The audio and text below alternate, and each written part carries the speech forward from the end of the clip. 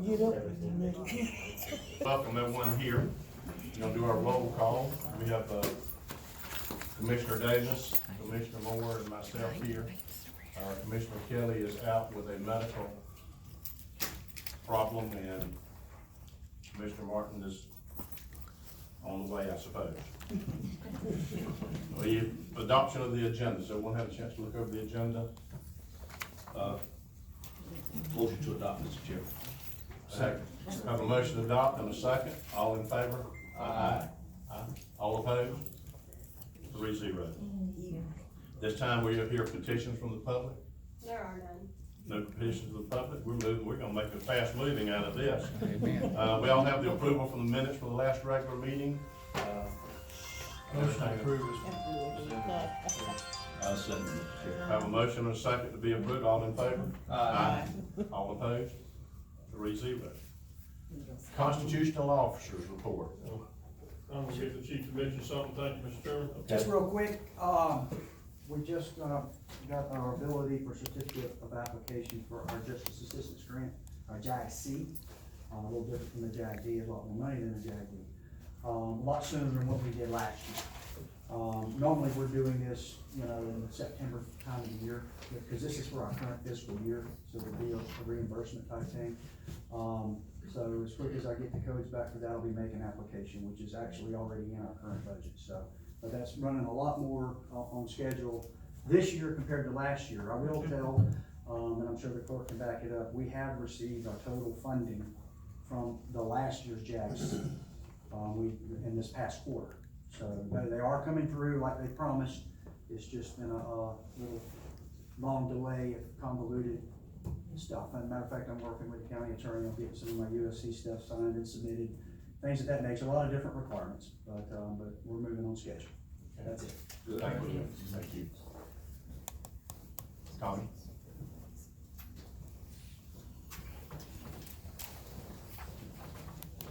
Good morning, good morning.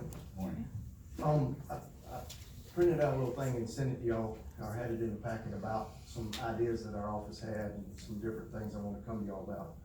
One thing, coming into 2020 election, we're gonna be busy. It's a big election. There's better turnout than any other election. But we would like to see if there's a way that we could block off maybe 6 parking lot spots in front of the office and have 15-minute parking. And if somebody doesn't make the 15 minutes, that's okay, but that way we have a way that people can come and go, especially when it's traffic court, or if it falls on something going on at the courthouse, we'll have to have people park all, everywhere else. And so I'd like for y'all to take that into consideration, if that's something that we can do. That's a city street though, Tommy, that we don't control the city street parking, and you could need to get that through the city manager, I believe. Or Okay. But can I get y'all's blessing to go to them all? Sure. Sure. Yeah. Alright. And we also need some signs, and I'm gonna get with the county on that. Just, hey, this is vote center. We normally put out a little, removable sign, and then we put it back. But it was brought to our attention that people moving in here, it'd be neat if they drove down that road, let's say the Lee City Hall, here's a vote center, or the Pine Hill Fire Department. So we're gonna look forward to that. Canvassing workshop. That workshop is October the 18th. Y'all should have that information in your packets. The time that's in the packet says it starts at 10, they moved that back to 9:30. We need to really look, we got 1, 3, and 5 county commissioners up for election. Typically it's the chairman, and then it falls to the ones that are unopposed. And so that would be 2 and 4.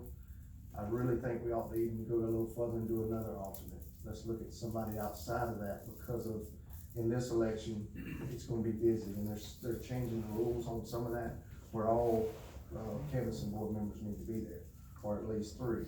And so if something happens, even in my world, in my alternate, I can have somebody that can step in when there's a problem at a precinct or whatever.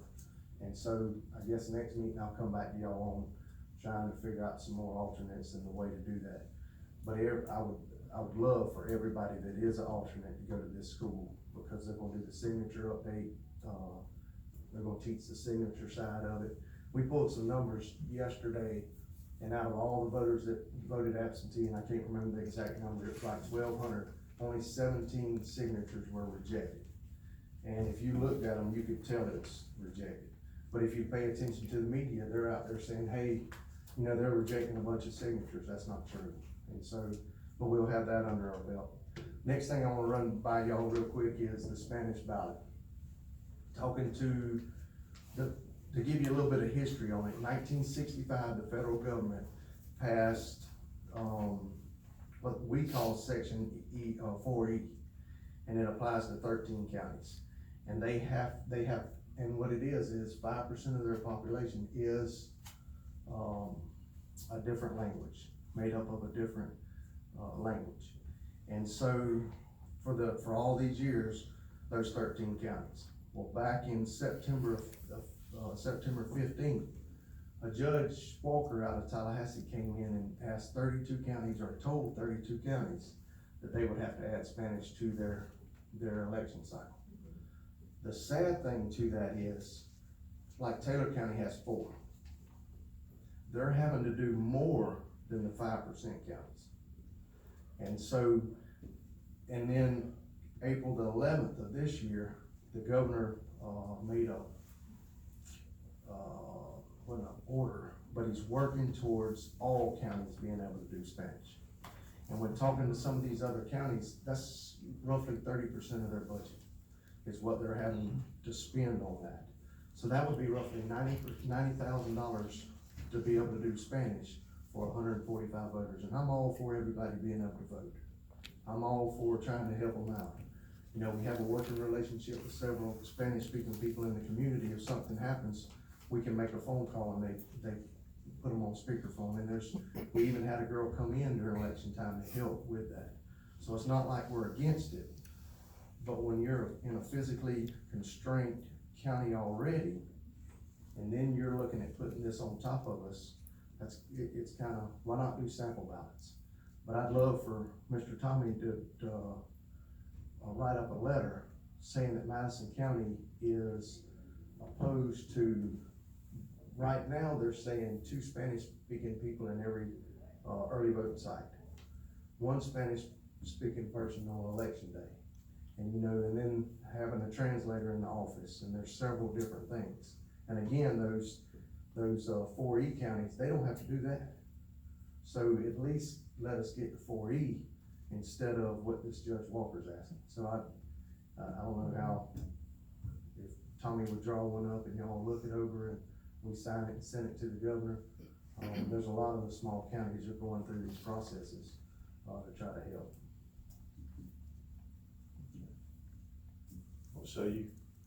So with the downsizing of the precincts, you're gonna need, how many would we need? Well, if they do the early voting site, we need 8 in early voting, and then we would need 5 on election day, so it does help. With the downsizing, but we still have a good bit of people that we need to fill those. And your ballot, right now, they're saying that every ballot has to be in both language on the Judge Walker side. On the governor's side, I stood up and I asked them, I said, wait a minute, if we had 1 Creole person move into Madison, do we have to be able to do this? Where's the cutoff line? Is it 5%? Seems good to me. But, you know, it's something that we're gonna have to face. You know? Right. Yes, sir. Alright, okay, is the requirement that the one ballot is printed in English, has English and Spanish on it, or do you have to have a Spanish ballot available? In Judge Walker's, you have to have both of them on the same ballot. Same ballot, okay. On the state, they haven't, we've been going through hearings on that. They hadn't set that yet. Right, so, and we're not one of the 32 counties that were subject to Judge Walker's order. We're subject to what the governor and the Yes, state did. correct. So you're just asking for the attorney to draft a letter, asking for us to fall under the governor's. Under the 4E, the federal, the 5%. You're asking the governor not to impose more regulations than that federal regulation imposes on those. And we would fall under it anyway, at 5%. And that's, I mean, we're gonna have to work together and figure that out if that's cool. I'm not really familiar with that. do it. Sure. Yeah, suggest y'all get together and, come up with a letter. Okay, Yes. okay. Last thing I got for you, is on the vote centers. It was overwhelming, the people that called and said, thanks for the convenience. You know, we had a guy driving a hay truck and he just pulled in Lee. He didn't have to come into town. You know, we had a lot of good response. Again, and I've mentioned this before, we had 3, negative responses, and they were out of the Eridu area. And if you look at Eridu down there, it's unique in itself. They don't get mail from the post office up here. So most of the sample ballots that they get come from either Jefferson or Taylor. And there's part of those counties that get, our sample ballot because when we mail it out, we don't mail it out to the household because they'll charge us so much. We do a bulk mail to every household, if that makes sense. But if we put every address down, it would cost us a lot more money instead of sending it that way. So it's always been a little deal down there. And, I wish, I've talked to Commissioner Martin about it. We might need to re-look at that area down there. Because they don't get the papers from Madison County. When they leave going to shop, they go to Taylor County or they go to Tallahassee. You know, anywhere else in the county, people live around Greenville, they're gonna pass by Greenville, Pinetta, everywhere else you're gonna pass. But I'm not saying we need to open Eridu up, but we need to re-look at and see if that's, if it's, best for everybody. Yeah, well, you know, years ago I learned that a part of Madison County was on the other side of, Highway 27, that was news to me. Yes, sir. Yeah. And there's some good folks down there, are pretty vocal Oh, too. yeah. But anyway, I'm gonna get with him on that and, we'll come back with y'all with something. Sounds good. Thank y'all. Thank you, sir. Thank you. I think that's all very constitutional. Moving on down to our consent agenda. Motion to approve, Mr. Chair. Got a motion to approve the consent Second. agenda, and a second. All in favor? All opposed? 3-0. Moving on, we have no unfinished business from last meeting. And, Public Works, I see nothing down. Mr. Lonnie, have you got anything? No, sir, not now. Thank you. Moving down to new business. The first new business is a proclamation for the Bowling family. Ms. Geraldine, if you would come forward with your, representatives, we have a proclamation for your family. Give all of the county commissioners one of those. Good morning. How is everybody this morning? Morning. We are members of the Bolden family, James Bolden family, that lives out on the Bailey Grade Road in, Greenville. And I wrote a letter asking the county commissioners if they would, come up with something like a little proclamation or a letter, just showing the recognition of this family in this county. They have been here ever since ever since the late 1800s. Been a part of the Madison County area and whatnot. And so we are planning to have a family reunion, the 21st, the 22nd, and the 23rd of, this month. And so that's what this is in reference to. All I asked the county to do was write us a proclamation, and, Mr. Kaufman said that he wanted to present it to, at the county commissioners meeting so that you all can sign it and make it look good. That's it. Okay, this is a representative that we do have, Mr. Maurice Holmes. I was just getting ready to call him by his nickname, Mark. Mark Rock is with, Captain Holmes is with the Thomasville Police Department, and, he's one of the second cousins, one of the great-grandchildren of James Bolden. We had some other representatives that were supposed to be coming, and I was sitting here looking at him. His last name is Holmes. We were supposed to have a Wilson, Robert Wilson, professional football player. He was supposed to be here along with his brother Tyrone, who works for the city of Tallahassee and whatnot. They were supposed to be here, but they haven't made it. but we must go on. Absolutely. Well, So, we ready? okay, at this time, I'm gonna ask the Oh, wait clerk just a to. minute, I'm sorry, Yes, I'm ma'am. sorry. We have the oldest grandchild on this side of the family here with us, and we wanted to make sure that she is in the picture with us. Yes, ma'am. Yeah, we're going to read this proclamation, and we're gonna take a picture. Are you ready? All right? All right, this is resolution number 2019-06-10, a resolution of the Board of County Commissioners of Madison County, Florida, recognizing and commending James Bolden Jr. Whereas pursuant to the Constitution and the laws of the United States of America and the state of Florida, the county of Madison has been formed as a political subdivision of the state of Florida, with all the rights, duties, and privileges thereunto appertaining. And whereas pursuant to such authority, the citizenship of the county of Madison has elected a board of county commissioners and charged such board with the duty and privilege of governing the county of Madison. And whereas one of the privileges given the Board of County Commissioners of Madison County is the ability to recognize certain citizens, families, groups, and organizations of the county of Madison who have demonstrated merit, love, and great commitment to the county of Madison through service to its citizens. And whereas it has come to the attention of the Board of County Commissioners of Madison County that James Bolden Jr. family has resided in the county of Madison for over 100 years.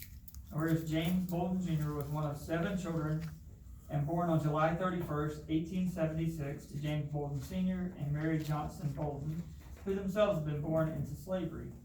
And whereas James Bolden Jr. yearned for a better life and at a very early age was the first of his family to venture out of Attapulgis, Georgia, by jumping on a Georgia Pacific Railroad train with a little more than the clothes on his back. And whereas James Bolden Jr. survived by working at plantations along the railroad tracks until he fell in love with Miss Ellen Wilson, who worked on the Dewey Plantation in the Hamburg area of Madison County. And whereas James Bolden Jr. and Miss Ellen Wilson, Miss Toot, were married, worked on their own farm, and together created a family of value by raising 9 children and countless grandchildren, many of which still own parts of the original farm. And whereas James Bolden Jr. always had a song in his heart, was a noted singer, and played a wooden box guitar, while Miss Ellen Wilson was an accomplished housekeeper, cook, and seamstress, always taking care of her family. Whereas the Board of County Commissioners wishes to celebrate the Bolden family reunion and welcomes the Bolden family members back to Madison County. Now, therefore be it resolved by the members of the Board of County Commissioners of Madison County, Florida, that we do unanimously adopt this resolution and to recognize James Bolden Jr. and his family. Be it further resolved that the clerk is hereby authorized and directed to record this resolution in the public records of Madison County, Florida, so that a permanent testament of the above official actions will be created. Be it further resolved that the clerk is hereby authorized and directed to prepare and deliver a certified copy of this recorded resolution to the Bolden family as an official memorialization of these proceedings. It's duly passed and adopted by unanimous vote, if you guys so feel. And if the need of the Board of County Commissioners of Madison County, Florida, in a regular session, this 10th day of June, AD 2019. That'd be my motion, Mr. Chair. Second. We have a motion and a second, all in favor? Aye. All opposed? Be 4-0. All right, we have 2 comments, by the way. Ms. Bowles, I wanna say thank you for your family's, influence in the community. When I met you in Brian's office that day, we reminisced, our families worked together for years and years and years. We were a little bit young Yes. to remember it, but we've heard the stories, so Yes, sir. I wanna congratulate you on the legacy of your family. Thank you so much, and thank you all so much for taking that, and that, flyer that I get that was given to you all, that is an official invitation. Anytime that you all want to come and be with us, you all are welcome to come and be with us. But I would advise you, when you come out in the woods, if you come out in the woods with us, make sure you bring some insect repellent. Make sure you have your straw hat on, and make sure you have your sunglasses. Hopefully at every stop that we do on the tour and whatnot, we will be having water and et cetera. But, just make sure you all bring those things with you. The main thing is that insect repellent, okay? Because I'm telling you. Just wait one moment, we finish signing these, I want us to come down, we have our official photographer. Mr. Chair, I just want to say that I talked with Captain Holmes this morning. I saw you on TV last week, I understand you're doing some great things up in the city of Thomasville. Yes, I'm doing my best. Okay. We appreciate you, Rob. All right. You stepped up. You don't get the, they're getting.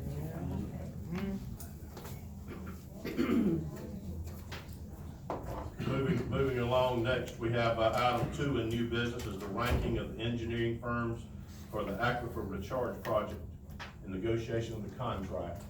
And I'm going to ask when Brian finishes to give us a little update on that.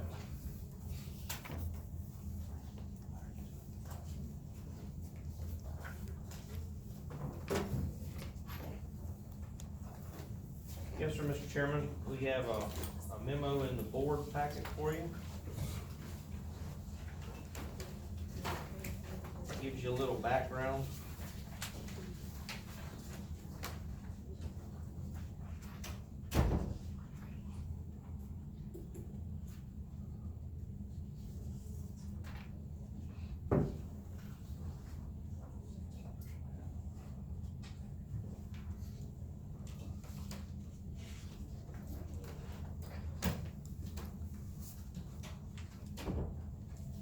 As you recall, we had received a grant from the Swanee River Water Management District. It was part of the Springs Initiative, to help improve aquifer, storage and quality.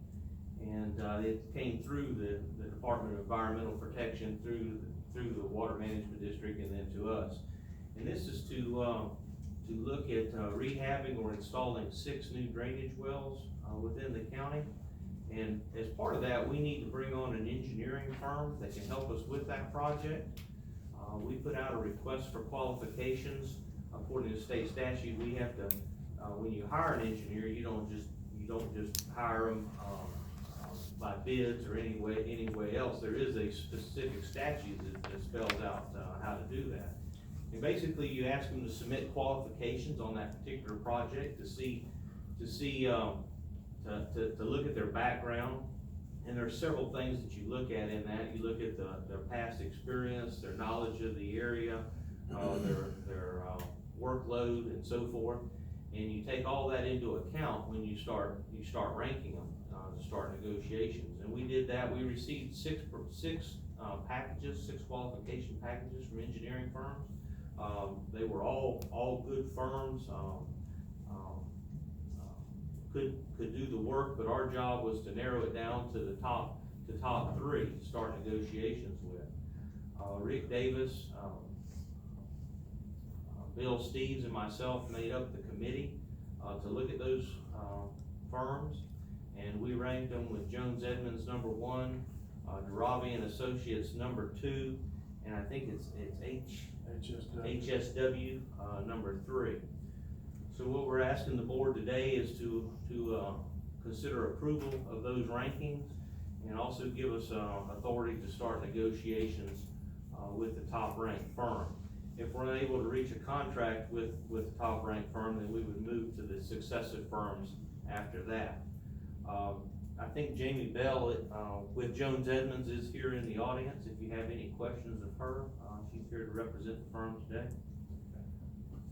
Anyone have any questions?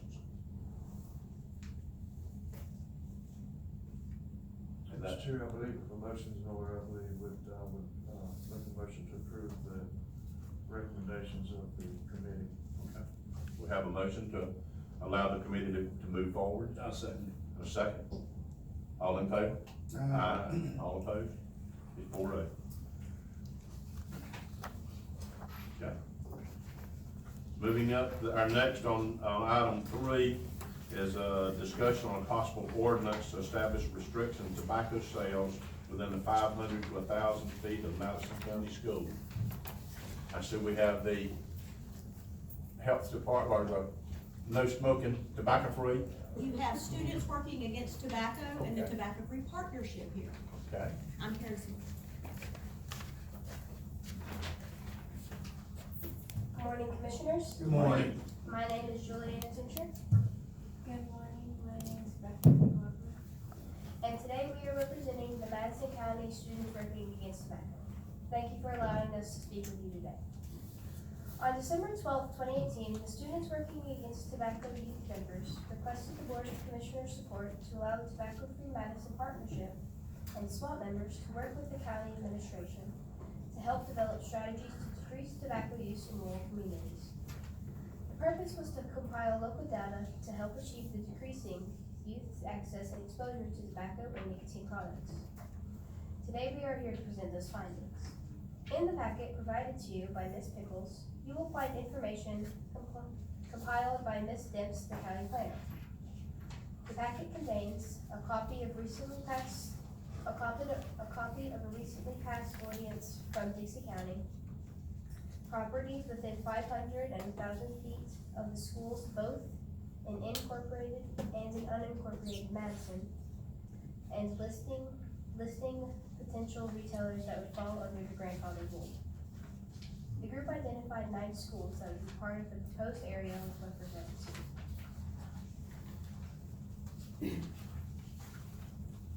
Good morning, I'm Tanya Bell. The Tobacco Free Madison Partnership knows that decreasing youth exposure to tobacco companies' marketing and access to produce that contains nicotine is the key to decreasing youth initiation of tobacco use in Madison County. And our rationale is, research shows restricting tobacco sales within a certain distance of schools, playgrounds, libraries, and similar venues can help reduce youth initiation. The U.S. tobacco companies collectively spent over $7 billion each year marketing and promoting tobacco products in stores, according to the 2017 Federal Trade Commissions. One explanation for this relationship is that students of high tobacco retail density areas have greater physical access to tobacco products, which can increase consumption. Students in these areas are exposed to more branded advertisements for tobacco products at stores, which can stimulate demand and increase tobacco use. Companies for tobacco-free kids report annual tobacco industry marketing expenditures nationwide, $9.4 billion, with an estimated portion spent for Florida marketing each year, $614.2 million. E-cigarettes use among youngs has become an epidemic according to the Food and Drug Administration. Madison County youth electronic cigarette use rates are above the state rate as shown by the 2018 Florida Youth Tobacco Survey. The survey data shows that 16.4% of Madison County youth currently use electronic vaping. The state rate is 15.7%. This is a rise from the 2016 data of 11.5% for electronic vaping. Preventing nicotine addiction among young people is critical to ending the tobacco epidemic. Nearly 9 out of 10 cigarette smokers start using nicotine products by the age of 18. In the past, Madison County Board of Commissioners has supported ordinances and resolutions to help decrease tobacco use in Madison County. At this point, approximately 90% of local tobacco retailers would be unaffected. We currently have 36 retailers in Madison County. In the future, we plan to approach the city commissioners to educate and inform on the buffer zone policy. And today, we ask the Board of Commissioners to review the findings presented. Our goal is to prevent initiation of tobacco use amongst youth and decrease nicotine use in our communities. Youth are the future leaders of Madison County, so please help protect them from harmful addictions and create a healthier community for all. Thank you very much. I see that we do have some retailers that will be affected. What would be your suggestion on those retail stores that would be affected by this ordinance? Let me pass that question on to Ms. Betsy. From what we can determine or have, looking at the findings and looking at what other counties may be doing, and other states for that matter, it would clearly be up to your discretion as to what you do. You know, your suggestion is you have those that are already established, you know, I would say you may want to grandfather those in at that point. That would be it's your discretion. Okay. I have a question for Counselor. If say if the business were to change owners or something like that, could the new owners be prohibited from selling tobacco products? I think you can certainly do it that way. You you know, when you, if you decide to grandfather in an existing business, you would set out the terms of that grandfather. So you could, for instance, say, well, as long as tobacco is continuously sold, it can continue to be continuously sold, whether you change owners or not. You can say, when this owner leaves, the grandfather goes away, you know, you can provide it if you want.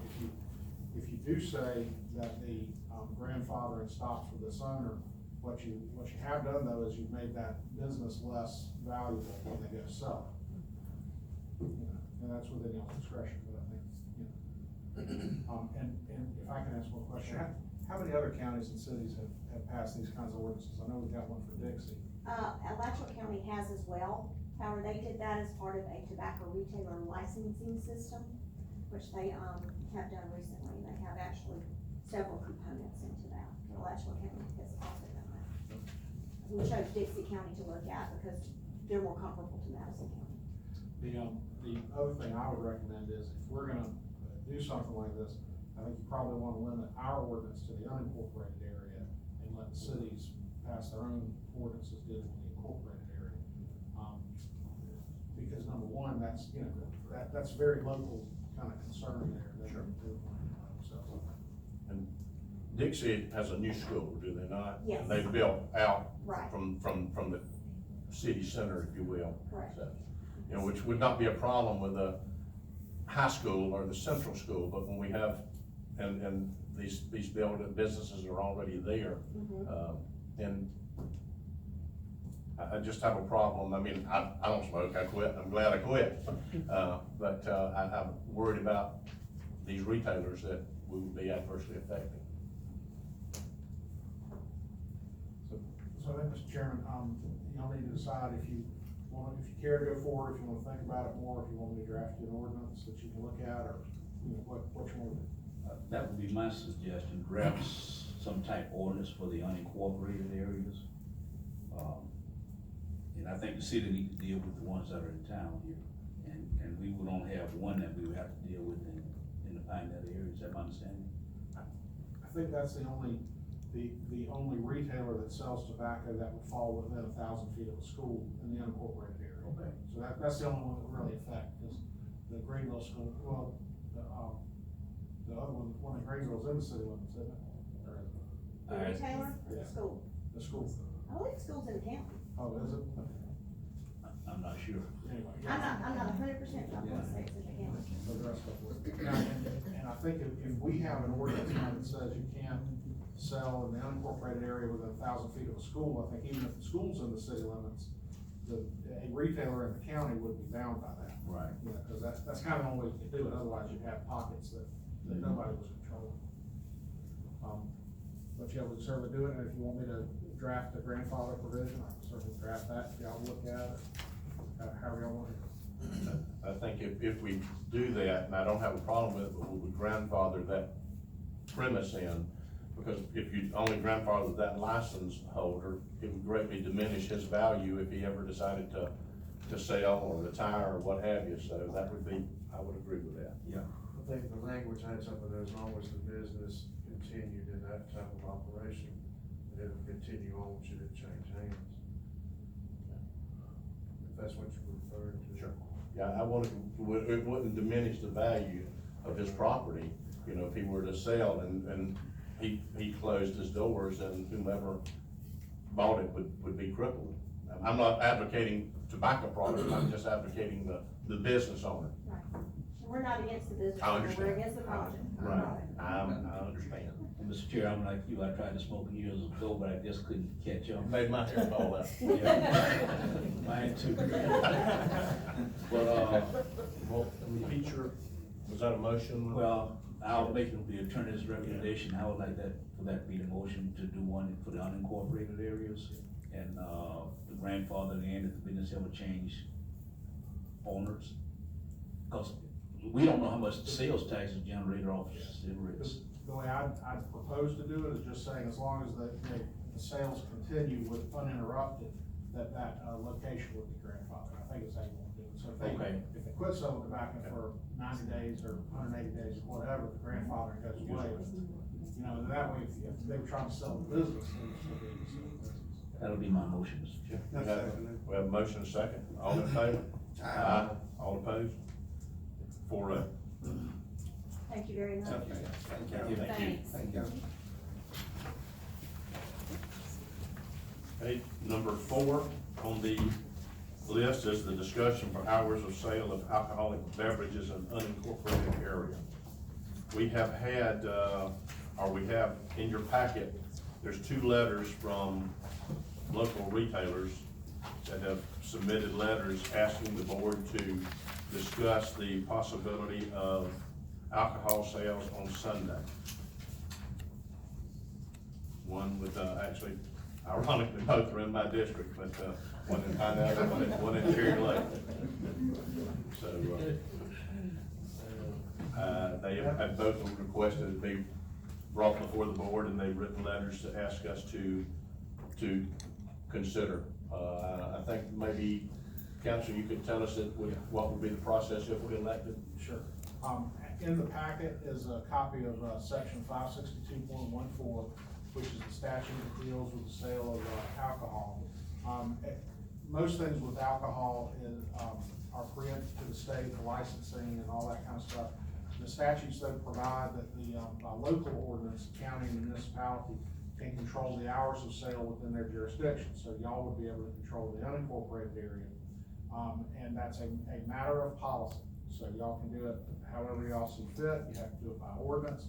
You can make it sales 24 hours a day, 7 days a week if you want. You can say sales can't be but 2 hours a day during the week if you want. I mean, you got all that kind of discretion. It is my understanding, going back from memory, that what ours say now is that it's from, I think from, midnight to, you're not allowed to say midnight to 7 a.m. And then we exclude Sundays altogether. That's in the unincorporated area. But again, y'all can do that how you want. It's a policy decision. If y'all want to change the way we have now, though, you need to tell me to draft an ordinance doing that. We've noticed the ordinance, have a public hearing like we do with most ordinances, and the y'all make a decision. Have any discussion?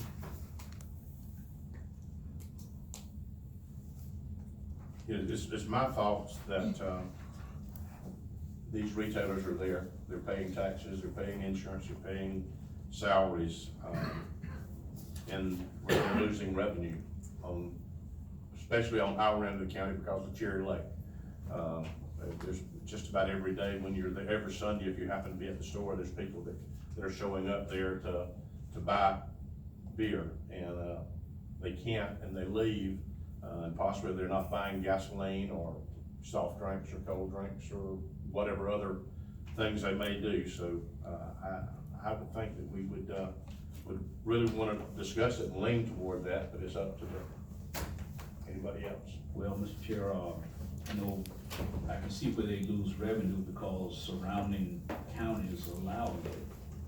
Taylor County is allowed, and I'm not sure about Lowndes County or Brooks County. But, if a motion is in order, I would move that the attorney draft an ordinance to allow beer sales on Sundays. Do you want to do an hour? You know, when you say Sunday, that would open it up. You want to say, you want to set up a time parameter? No, as long as they operate. And Was an hour operation on other days would be the same, I guess. the default under the statute is there's no sales between midnight and 7 a.m. 7 days a week. So that's the default. So if we don't have an ordinance, that's